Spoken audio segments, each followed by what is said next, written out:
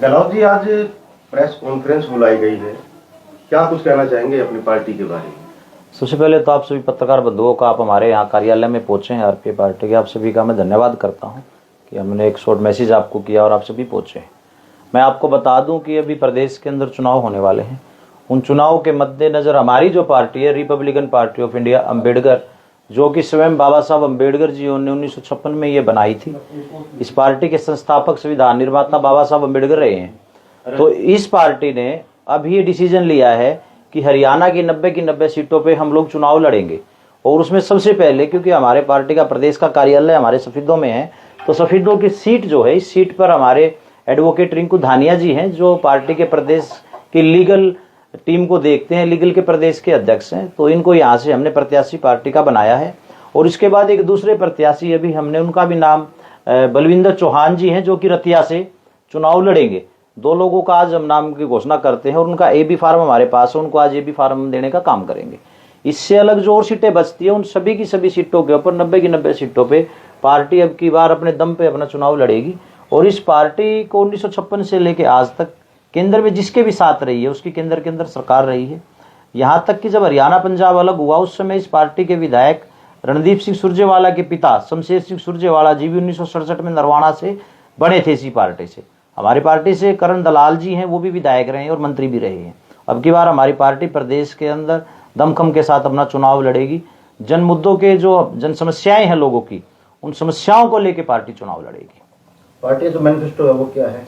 Manifesto सबसे पहले शिक्षा है, चिकित्सा है और व्यापारी वर्ग के जो अधिकार हैं उनकी सुरक्षा का है। तो बहुत सारे अहम मुद्दे हैं हमारे पार्टी के, जिसके लिए समय समय पे हम लोगों के बीच में आते रहते हैं। जैसे आज तो चुनाव का टाइम है, चुनाव में तो बरसाती मेंढक की तरह सभी निकल के आएंगे। मैं आपको बता दूं कि हमारी पार्टी जो चुनाव होने के बाद आ रहे हैं लोग, हम चुनाव खत्म होने के बाद भी उनके बीच में रहते हैं। जैसे हमारी पार्टी की एक मुहिम है, कोई सताए हमें बताए।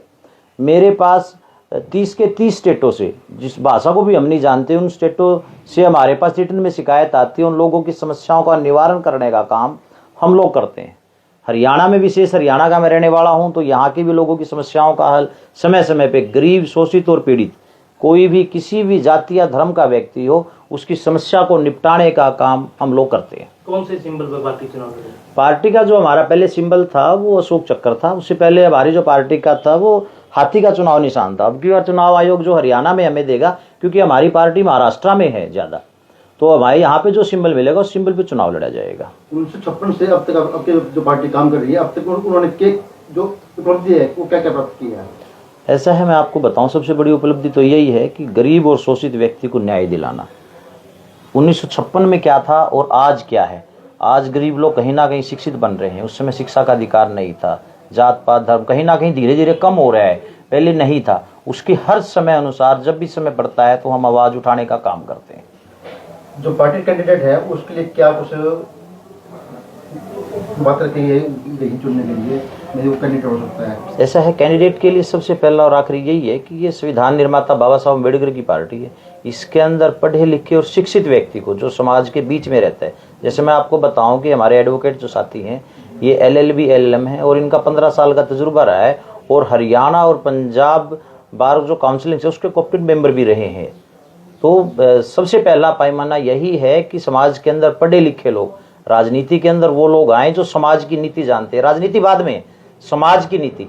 हमारा प्रत्याशी वही होगा जो समाज की नीति पे काम करेगा। राजनीति बाद की बात है, समाज में सभी रह के काम करें, उसी को प्रत्याशी बनाने के लिए पार्टी वचनबद्ध है। तो तैयारियां किस तरह की अभी आपकी?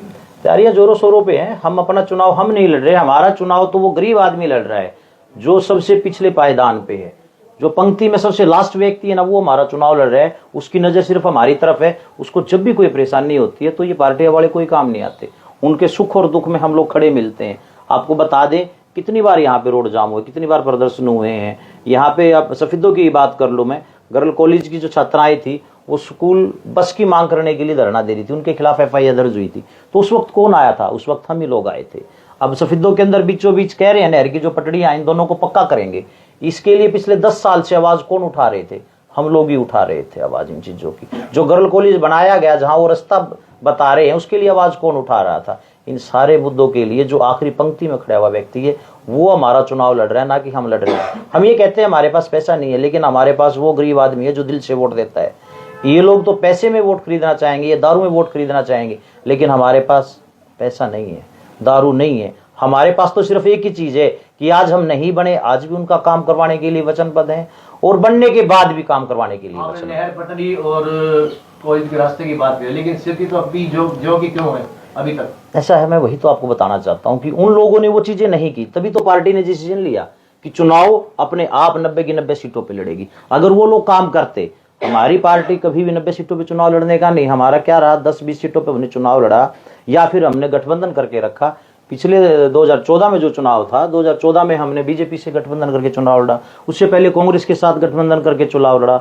उस समय हमारे पार्टी के राष्ट्रीय अध्यक्ष आदरणीय रामदास अठावले जी होते थे, लेकिन 2019 में हमारे कुछ मतभेद हुए, इन्हीं मुद्दों की वजह से मतभेद हुए, तब हमने उनको पार्टी से निष्कासित करने का भी काम किया। रामदास हरियाणा के अंदर मुख्य रूप से भाजपा और कांग्रेस के अंदर घमासान देखा जा रहा है, आप अपनी पार्टी को कहाँ देखते हैं? मैं आपको बता दूं कि घमासान ही नहीं है इन दोनों को, ये दोनों ही पार्टियां एक हैं। जैसे क्या होता है, आप झूला देखोगे ना, पार्क के अंदर लगा होता है, बीच में एक दूरा लगा होता है, कभी इधर और कभी इधर, बच्चे जो बैठते हैं ना उसमें, ये दोनों पार्टियां एक हैं। कभी एक जाती है, कभी दूसरी आ जाती है। इसी वजह से डिसीजन हमने ये लिया है कि हम वो दूरा नहीं बनेंगे। अब आज तक हम और हमारी जो पब्लिक है, हमारी वो दूरा बन के बीच में पिसने का काम किया। अब की बार हम उस दूरे को बाहर निकालना चाहते हैं, उसमें से इन दोनों को नीचे गिराना चाहते हैं। 90 की विधानसभा सीटों पे कितनी सीटें आने की उम्मीद है आपको? ऐसा है, वो जनता जनार्दन जाने। हम तो अपनी तरफ से पूरा प्रयास करेंगे, जिन लोगों के हमने काम किए हैं, मुद्दों पे सभी की आवाज उठाई है, साथ में उनके रहे हैं, वो जनता जनार्दन जाने। हम आज कह दें कि 90 की 90 सीटें जीतेंगे, हम कहें कि एक जीतेंगे, वो भविष्य के गर्भ में है, जितनी सीटें जीती जाएंगे हम, लेकिन अपनी तरफ से कोई प्रयास में कमी नहीं छोड़ेंगे। क्या किसी पार्टी के साथ समझौता हो सकता है आपका? नहीं, अब की बार समझौते के लिए हमने कोई भी सारे दरवाजे बंद कर दिए। समझौता अब की बार हम किसी से नहीं करेंगे। हमारी पार्टी 90 की 90 सीटों पे चुनाव लड़ेगी। 20 साल से आपकी जो पार्टी है, 10 साल कांग्रेस से, 10 साल बीजेपी से गठजोड़ रहे हैं आपका, तो उस का विकास कहाँ देखते हैं उसके अंदर? ऐसा है, उसमें अगर आपकी मैं बात करूं, जैसे आप कह रहे हैं विकास के लिए, अगर आप 20 साल की बात करते हैं, 20 साल पहले की अगर सिंध चौक की बात करें, तो उसमें जो भीड़ भाड़ रहती थी, इस चौक को साइड से ठीक करवाने का, यहाँ पे जो ये स्टेडियम की दुकानें जो बनी हुई हैं इसके अंदर, ऐसा नहीं है हम ये कह दें कि बिल्कुल ही नहीं हुआ, लेकिन जिस गति से काम होना चाहता था उस गति से काम नहीं हो पाया। हम बात करें कि सरेआम नहीं, हम थे ना, इसीलिए तो आज अलग हैं। अगर हम साथ थे तो हमने समय समय पे आवाज उठाई है। जब भी कोई हत्या हुई ना, उसकी कोई गरीब आदमी की सुनने वाला नहीं था।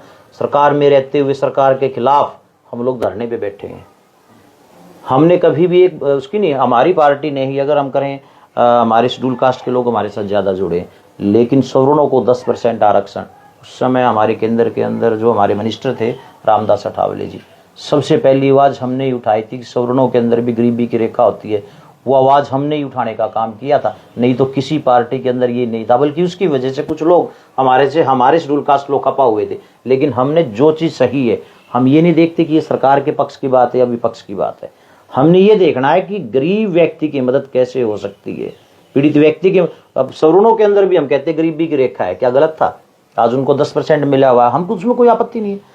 हम जब भी कोई बात आई है, अगर हमारा गठबंधन रहा है 56 से लेकर आज तक कहीं ना कहीं गठबंधन रहा है, तो जब भी कोई बात आई है तो वो हमने बोली है। तो इस बार के चुनाव में हरियाणा के अंदर इनेलो और बसपा गठबंधन है, तो दलित वोट बैंक जो है वो बसपा का माना जाता है, तो उसको देखते हुए आपकी पार्टी में क्या रहने वाला? मैं आपको बता दूं कि ये गठबंधन 2019 में भी हुआ था। इनेलो और बसपा गठबंधन, जींद का उपचुनाव था, मैंने भी वहां से फाइट किया था अकेले ने। एक ही सीट थी वो चुनाव की, उस वक्त 3400 वोट आए थे दोनों ही पार्टियों के।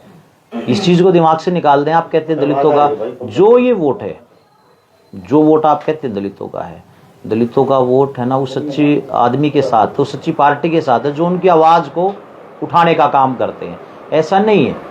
और आपको मैं बता दूं, बहुजन समाज जो पार्टी है, बसपा जो पार्टी है, वो इसी पार्टी में से निकल के आई है। साहब काशीराम जी जो हैं, जिनको हम अपना आदर्श राजनीतिक गुरु मानते हैं, उन्होंने भी 8 साल इसी पार्टी के अंदर काम किया, तभी जाके उन्होंने अलग से पार्टी बनाई। अभी पार्टियां सारी मंथन में जुटी हुई हैं, उम्मीदवार नहीं उतार रही, ऐसे में आपने जल्दी तो नहीं कर। ऐसा है कि उन लोगों का क्या है कि वो पैसे लेके टिकट देना, या कोई पार्टी ऐसे कि वहां से टिकट नहीं मिली दूसरा कोई भाग के आ जाएगा, ऐसा करना।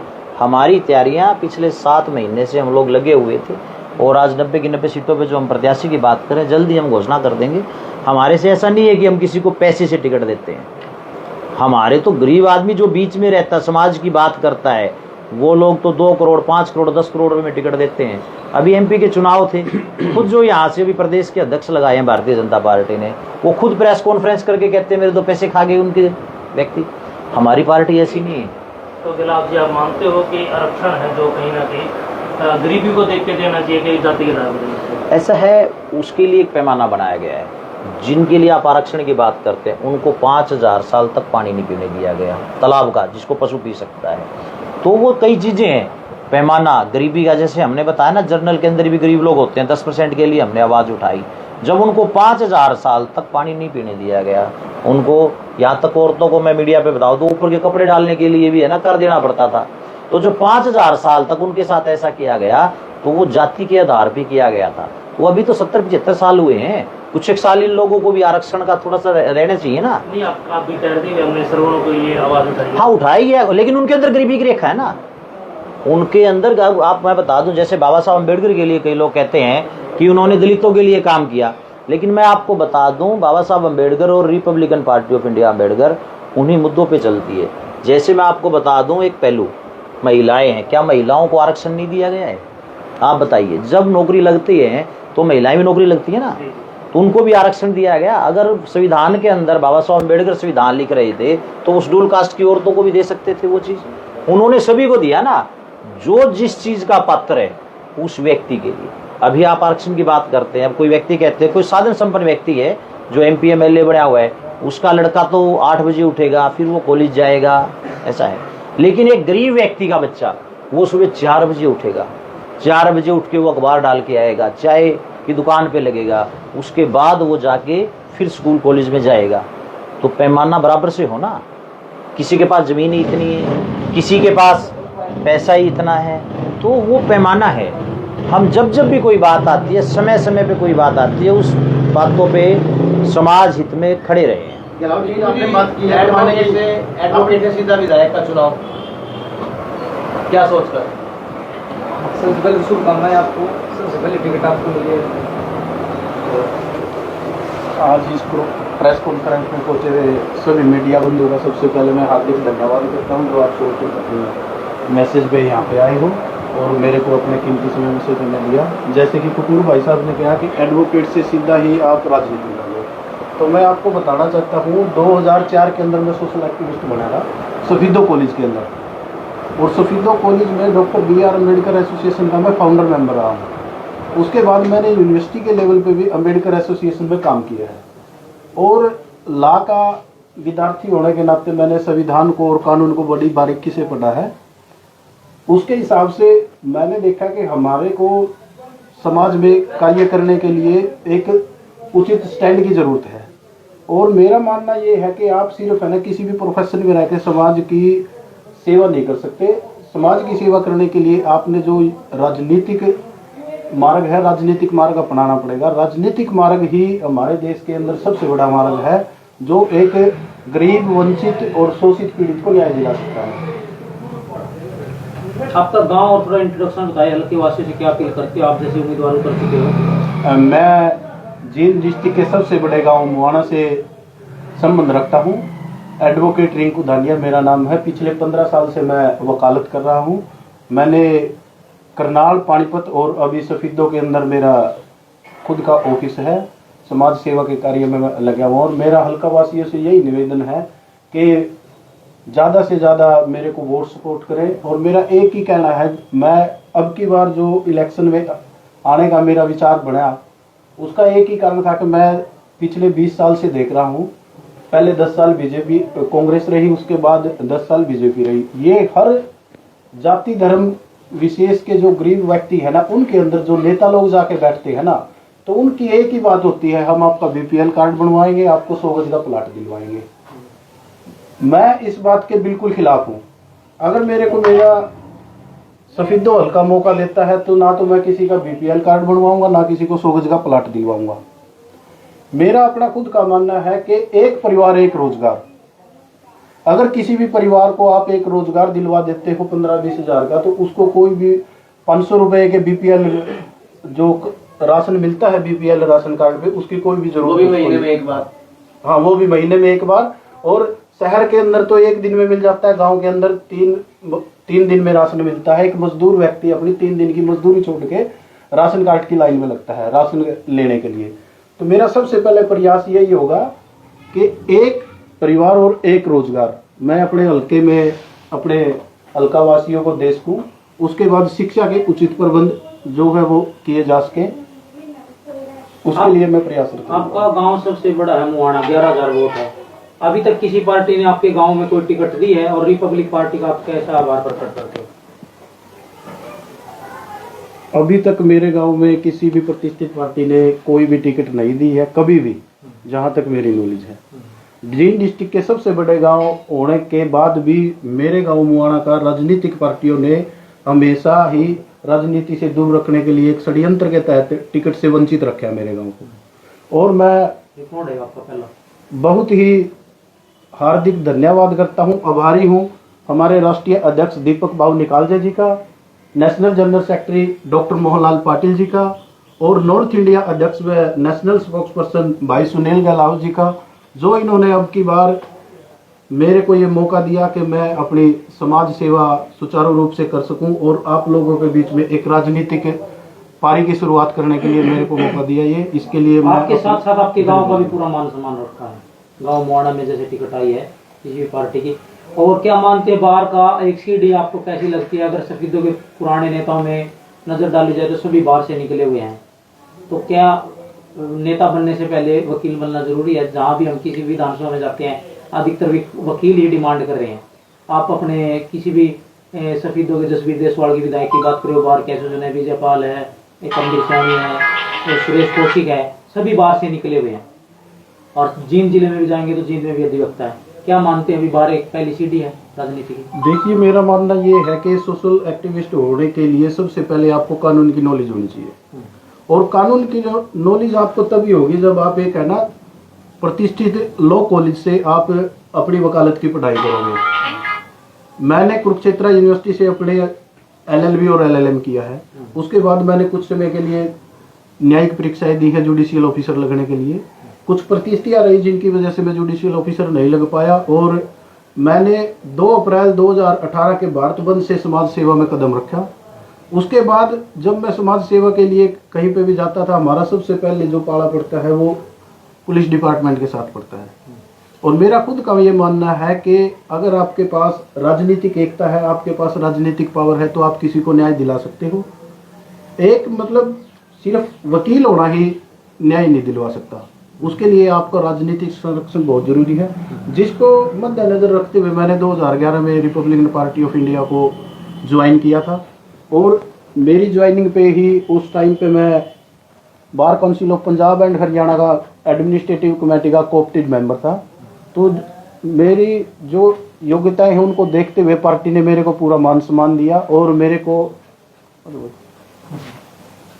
हरियाणा प्रदेश के लीगल अध्यक्ष का पद मेरे को ऑफर किया था, जिस पे मैं पिछले 4 साल से अपने पार्टी के लिए और समाज के लिए कार्य कर रहा हूँ।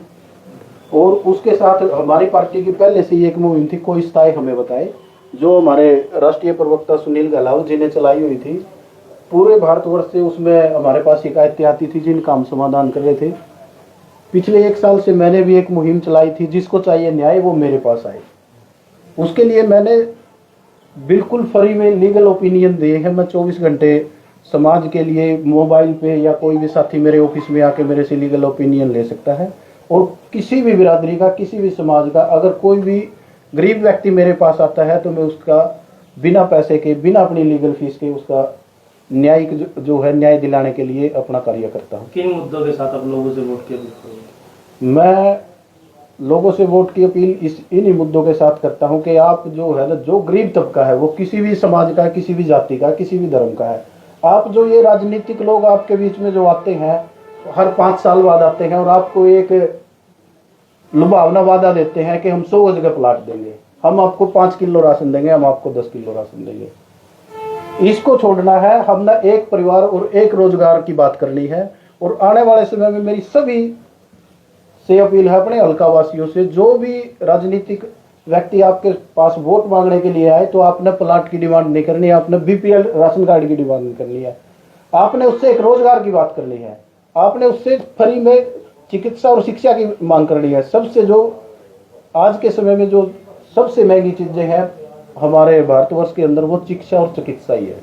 अगर आपको सरकार शिक्षा और चिकित्सा अच्छी दे रही है और आपको एक रोजगार मिला है तो आपको फ्री में ना तो बिजली की जरूरत है, ना आपको बीपीएल राशन कार्ड की जरूरत है, ना आपको 100 गज के प्लाट की जरूरत है। यानी कि मानते हैं जो फ्री की रेवड़ी है, जो फ्री की जो रेवड़ी बांटी जाती है वो नहीं होनी चाहिए। बिल्कुल सर, मैं बिल्कुल आरंभ से ही जब मैं सोशल एक्टिविस्ट बना था, मैं समाज सेवा में आया था, मेरा स्टार्टिंग से ही जो ये फ्री की रेवड़ियाँ बांटते हैं, दिल्ली के अंदर भी उन्होंने कुर्सी लगा ली है फ्री की रेवड़ियाँ बांट के, और पंजाब के अंदर भी लगा ली है। और हमारे जो पुरानी पार्टियां हैं भारतवर्ष की, कांग्रेस और बीजेपी, ये भी फ्री की रेवड़ियाँ बांटते। अभी एमपी के इलेक्शन में 5 किलो राशन दे रहे थे, 10 किलो राशन दे रहे थे। आज के समय में भारतवर्ष के नेताओं को यह सोचना चाहिए। मैं अभी दिल्ली एयरपोर्ट पे गया था पिछले महीने, तो दिल्ली एयरपोर्ट के अंदर आप इतना रश देखोगे जो किसी रेलवे स्टेशन पे भी नहीं है। हमारे भारतवर्ष के जो नौजवान साथी है, हमारे युवा साथी है, वो विदेश जा रहे हैं। किस वजह से जा रहे हैं? उनको यहाँ पे रोजगार नहीं मिल रहा। रोजगार पैदा करना ये सबसे पहले जरूरी है, फ्री की रेवड़ियां बांटना जरूरी नहीं है। अगर आपने किसी भी परिवार में 25,000 रुपए की नौकरी लगवा दी है तो वो 1,000 रुपए का जो राशन मिलता है राशन डिपो से वो भी खरीद सकता है, 2,000 रुपए का वो बिजली का बिल भी भर सकता है, उसके बाद अपने बच्चों को अच्छी चिकित्सा और शिक्षा भी दे सकता है। वकील साहब, जैसे कि दलित वोट बैंक तो आपके साथ जुड़ जाएगा, लेकिन अन्य जो जातियां हैं उन्हें कैसे अपने साथ जोड़ने का प्रयास होगा आपका विशेष रूप से? देखिए मीडिया बंधु, मैं आपको कहना चाहूंगा कि मेरा कभी भी, मैंने जो अपनी जिंदगी में सेवा की है, मैंने कभी भी अपनी जाति देख के या धर्म देख के या दलित देख के कभी नहीं की है। मैं जब भी करता हूं मैं सिर्फ ये देखता हूं कि ये गरीब है, और उसी हिसाब से दलित का ना ही मैं दलित वोट बैंक पे अपना अधिकार समझता हूं। मैं एक भारतीय नागरिक हूं और भारतीय संविधान ही मेरा मैनिफेस्टो है। उसी के अनुसार मेरे को दलित का, मैं हाथ जोड़ के माफी चाहूंगा मीडिया बंधुओं से, मेरे को दलित का टैग मत देना, क्योंकि एक बार टैग लग गया तो वो उतारना बहुत मुश्किल है। मैं एक सोशल एक्टिविस्ट हूँ, जींद डिस्ट्रिक्ट के सबसे बड़े गांव मुआना का बेटा हूँ, और मैं सर्व समाज का कैंडिडेट हूँ। और हमारी पार्टी के फाउंडर डॉक्टर बाबा साहब भीमराव अम्बेडकर जी ने भी कभी भी जाति व धर्म की बात नहीं की है। आपका गाँव जींद के जिले का सबसे बड़ा गाँव है, लेकिन आए दिन वहां से सोशल मीडिया वीडियो दिखाई जाती है, रमेश मिस्त्री नाम का आदमी है। क्या कभी आपको नहीं लगा कि आपको भी आवाज उठानी चाहिए आपके गांव के हालात को लेकर? बद से बदतर हालात है वहाँ पे, और जिले का सबसे बड़ा गांव है। क्या आपको महसूस नहीं आता कि आप आवाज उठाएं इसके लिए? देखिए, ये आपका है ना बहुत अच्छा क्वेश्चन है। आज के टाइम में मुआना गांव के लिए सबसे बड़ी समस्या यही है। रमेश मिस्त्री जो मेरे गांव में ये आवाज उठा रहा है वो पिछले 3 साल से उठा रहा है। और मैंने सवाल किया, हाँ बिल्कुल आपका क्वेश्चन बिल्कुल ठीक है, वो पिछले 3-4 साल से उठा रहा है। और जो मेरे गांव के अंदर सीवरेज का काम चला हुआ है वो पिछले 8 साल से चला हुआ है। आपकी भूमिका जानना चाहता हूँ मैं उसमें अपनी ही भूमिका बता रहा हूँ। रमेश मिस्त्री एक अकेला ऐसी आर्मी है जिसको किसी की जरूरत नहीं है, और मैं उसके साइड में अपना कैमरा चला के या अपनी सोशल एक्टिविस्ट बनने की मैंने कभी भी कोशिश नहीं की, क्योंकि जो काम वो अकेला कर रहा है ना, उस काम में कोई भी कमी नहीं है। और मैं नहीं चाहता, जो उसने 3 साल से उसने मेहनत की है, वो प्रशासन से लड़ा है, वो एसडीओ से लड़ा है, वो गांव के जो सरपंच रहे हैं, पूर्व में सरपंच है या अब भी सरपंच हैं, उनके साथ भी वो अपना वाद विवाद कर रहा है। मैं नहीं चाहता कि आज राजनीतिक तौर पे या इलेक्शन के टाइम पे, मैं एमएलए का इलेक्शन लड़ रहा हूं तो मैं उस भाई की, जो भाई निस्वार्थ भाव से पिछले 4 साल से गांव के मुद्दे उठा रहा है, मैं आज जाके गांव में कहीं पे भी खड़ा होकर मेरे गांव की दशा दिखाऊं और बोलूं मैं ही सोशल एक्टिविस्ट हूं। मेरे गांव का जो है आज के समय का सबसे निष्पक्ष और बिना किसी भेदभाव के सोशल एक्टिविस्ट है रमेश मिस्त्री, और मैं उनका बहुत आदर मान सम्मान करता हूं। और जब भी वो मेरे से किसी राजनीतिक रूप में या कोई भी एडवाइस मांगते हैं, मैं उनकी हर तन मन से हेल्प करता हूं। अगर आप विधायक बनते हैं तो क्या रमेश मिस्त्री को के लिए कुछ विशेष करेंगे, उसके प्रयास है उनके लिए? जी बिल्कुल। रमेश मिस्त्री का जो प्रयास है, रमेश मिस्त्री का एक ही प्रयास है कि मेरा गाँव खुशहाल हो। मेरे गांव में जो गलियों की दुर्दशा है, या हमारे स्टेडियम में जाने की दुर्दशा है, या स्कूल की जो दुर्दशा है, और रमेश मिस्त्री ने कभी भी कोई भी अपना व्यक्तिगत स्वार्थ के लिए कभी ना तो कोई वीडियो बनाई ना ही डिमांड की है। मैं उनकी बहुत प्रशंसा करता हूं। अगर मेरे को हल्का मौका देता है और मैं विधायक बनता हूं तो मैं सिर्फ अपने गाँव में ही नहीं, पूरे हल्के के अंदर जो मुसीबतें, जो घटनाक्रम आज मुआना में हो रहे हैं, उनको मैं पूरे हल्के से दूर करने के लिए प्रयासरत रहूंगा और पूरे हल्के के अंदर अच्छी तरह से सफाई व्यवस्था और चिकित्सा की व्यवस्था के लिए प्रयासरत रहूंगा। अंत में क्या संदेश देंगे सफीदो वासियों को? मैं सफीदो वासियों को सिर्फ एक ही हाथ जोड़ कर निवेदन करता हूँ कि सफीदो का बेटा, आपका अपना बेटा, जींद डिस्ट्रिक्ट के सबसे बड़े गांव मुआना का बेटा, सोशल एक्टिविस्ट एडवोकेट रिंकू मुआना अब की बार अपनी राजनीतिक पारी को शुरुआत कर रहा है। तो मेरा सभी हल्का वासियों से निवेदन है कि वो मेरे को अपना आशीर्वाद दें और मेरे को समाज सेवा करने के लिए, ये एमएलए पद में हासिल करने के लिए मेरा सहयोग करें। अच्छा, आखिरी सवाल आपसे, सफीदों में 2-3 प्लान हो चुके हैं, धन बल का प्रयोग होता है जिससे चुनाव प्रभावित होता है, ऐसे में जनता को आप किस तरह जगाने का काम करें? आपने बिल्कुल सही कहा जी, धन बल से ही होता है। लेकिन मैं एक बात कहना चाहता हूं, अगर धन बल से ही इलेक्शन जीते जाए ना, तो अभय चौटाला जी ने एक मीडिया में स्टेटमेंट दी थी, भाई 38,000 करोड़ रुपया देना है, मैं दे दूंगा SYL का पानी लेकर आओ। और मैं नहीं मानता कि उनसे ज्यादा पैसा किसी के पास है। अगर धन बल से ही सरकार बन जाती ना, तो अभय चौटाला जी की सरकार होती है हरियाणा में। अभी सफीदों में पिछले 2-3 प्लान से कुछ मैं वही कह रहा हूँ, जो सफीदों के दृष्टिकोण चल रहे हैं, सफीदों के दृष्टिकोण चल रहे हैं, पैसे जो आप कह रहे हो धन बल चलता है, लेकिन ऐसा नहीं है।